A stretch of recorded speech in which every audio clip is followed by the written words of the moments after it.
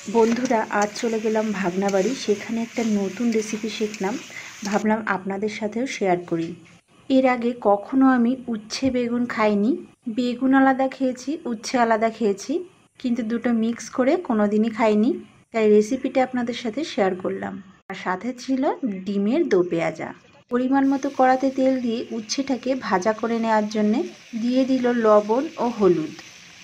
এইবার উচ্ছেটাকে একটু লাল করে ভাজা করে নেবে। আর বন্ধুরা সম্পূর্ণ রেসিপিটা উনুনে করছে, একদম গ্রাম্য পদ্ধতিতে। আশা করি নিশ্চয়ই আপনাদের ভালো লাগবে। দেখুন নাড়তে নাড়তে ভাজা হয়ে গিয়েছে, এবার এগুলোকে তুলে নেবে। এরপর এই একই তেলের মধ্যে দিয়ে দিল পেঁয়াজ কুচি। এইবার পেঁয়াজটাকে হালকা লাল করে ভাজা করে নেবে। খুব বেশি লাল করার দরকার নেই, হালকা হলেই চলবে। দেখুন পেঁয়াজটা লাল হয়ে এসেছে। এইবার এর মধ্যে দিয়ে দিল আলাদা করে কেটে রাখা আলুগুলোকে দেখুন কুচি কুচি করে কেটেছে, খুব বেশি মোটা না আবার খুব পাতলাও না, যেমন ধরে নিন মিডিয়াম সাইজের।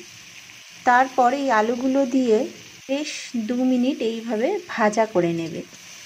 বন্ধুরা রেসিপিটা করতে কিন্তু একদম অল্প সময় লাগে, খুব তাড়াতাড়ি রান্নাটা হয়ে যায়। এবার এর সাথে 2টো কুচি করা কাঁচা লঙ্কা দিয়ে দিল। আর আলুটাকে একটু সফট করার জন্য এর মধ্যে দিয়ে দিল পরিমাণ মতো লবণ।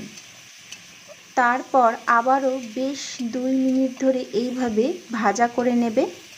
বন্ধুরা এই ভাজাটার উপরে আপনার এই তরকারির স্বাদটা অনেকটা নির্ভর করে। বন্ধুরা ভিডিওটা যদি ভালো লেগে থাকে অবশ্যই লাইক ও কমেন্ট করতে ভুলবেন না। আর হ্যাঁ, অবশ্যই শেয়ার করবেন।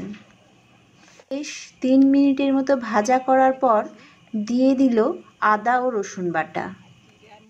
তারপর দিল হলুদ গুঁড়ো, আর এরই সঙ্গে দিয়ে দিল ধনে ও জিরে গুঁড়ো।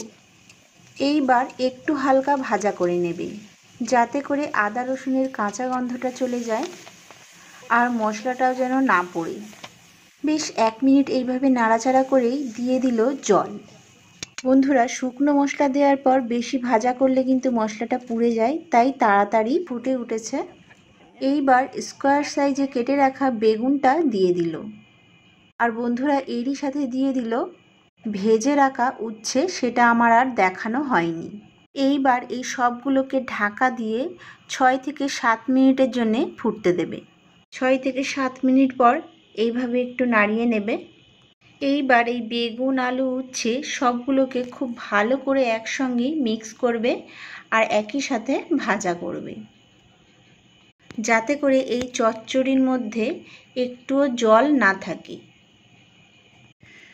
দেখুন নাড়তে নাড়তে একবার দেখে নেবে, এই যে আলুগুলো কেটে যাচ্ছে, মানে হয়ে গিয়েছে রান্নাটা। আরও বেশ 2 মিনিট এইভাবে নাড়িয়ে নিয়ে রান্না আমার কমপ্লিট। আর বন্ধুরা এই রান্নাতে রাঁধুনি মশলাটা অবশ্যই দেবেন। আমার রাঁধুনি মশলাটা দেওয়া দেখানো হয়নি, ভিডিওটা কেটে গিয়েছিল তাই। বন্ধুরা রেসিপিটা খেতে দুর্দান্ত হয়েছিল, আপনারা অবশ্যই ট্রাই করবেন আর ট্রাই করে আমাকে কমেন্টে জানাবেন আপনাদের কেমন হয়েছে। আর বন্ধুরা ভিডিওটা যদি ভালো লেগে থাকে সেক্ষেত্রে আমার চ্যানেলটাকে সাবস্ক্রাইব করে নেবেন, আর ফেসবুক থেকে দেখলে আমাকে অবশ্যই ফলো করতে ভুলবেন না। তাহলে আবারও দেখা হচ্ছে নেক্সট ভিডিওতে।